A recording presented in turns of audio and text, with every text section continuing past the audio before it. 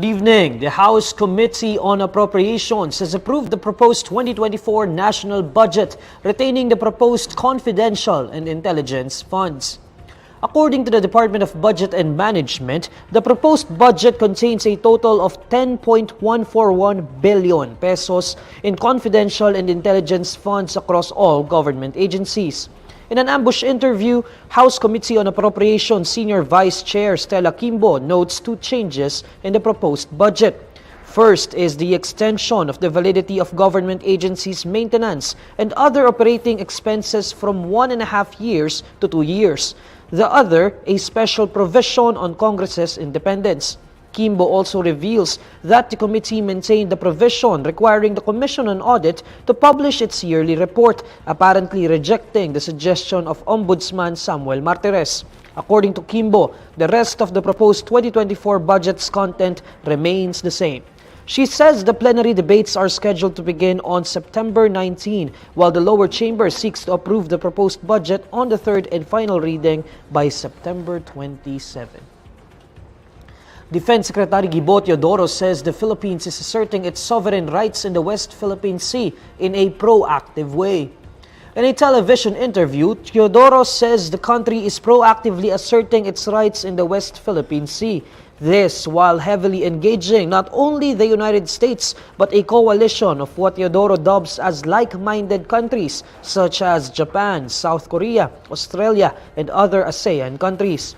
His statement comes as Senator Robin Padilla earlier questioned the presence of a U.S. aircraft in the latest resupply mission to the BRP Sierra Madre, raising questions about the Philippines' capability to these missions without aid from the U.S. But Teodoro insists the Philippines is not dependent on any country for protection, saying we are not leaning too much on the U.S. He adds the government wants a balanced foreign policy. The Philippine Coast Guard spokesperson for the West Philippine Sea says it is disheartening to hear doubts about their personnel's capability to protect the West Philippine Sea without help from other countries. In a social media post, PCG spokesperson for the West Philippine Sea, Tarriela, says it is disheartening to hear doubts cast on their capabilities without support from foreign countries. Despite this, Tarriela says the PCG vows to continue its duty of protecting the Philippines' exclusive economic zones, irrespective of any external assistance. This statement comes after Senator Robin Padilla questioned the PCG's capability to conduct resupply missions to BRP Sierra Madre without the help of the United States. Meanwhile, in a television interview, Tarriela points out that even without the U.S., the PCG and the armed forces of the Philippines have been successfully conducting resupply missions. He also downplays the role of the U.S. Navy aircraft in the latest resupply mission to the BRP Sierra Madre, saying they did not have any physical participation in the operation.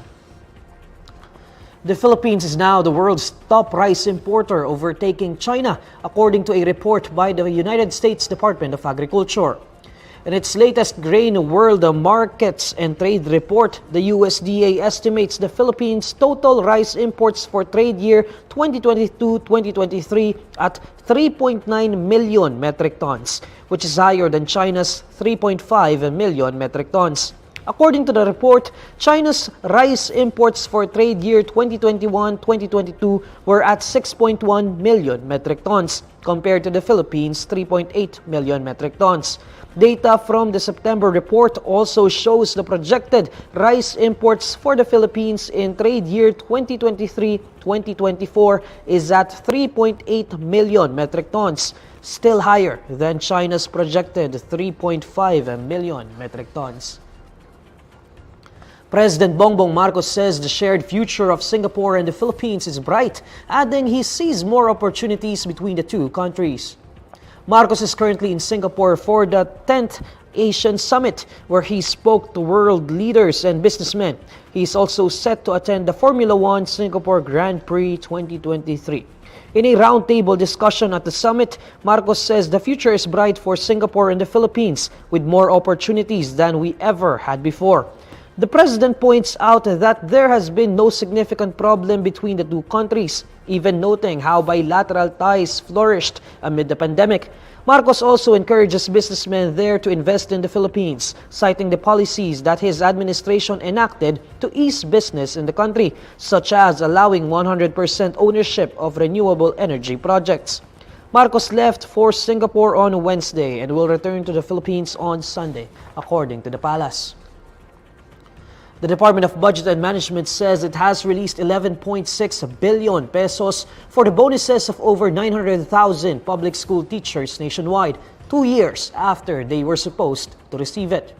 The DBM withheld the release of the 2021 performance-based bonus of public school teachers after finding inconsistencies in required documents submitted by the Department of Education. The DepEd only managed to reconcile the inconsistencies from April to August this year. DBM also says all of its 16 regional offices have released the special allotment release orders and notice of cash allocations for the 2021 performance-based bonus to the DepEd.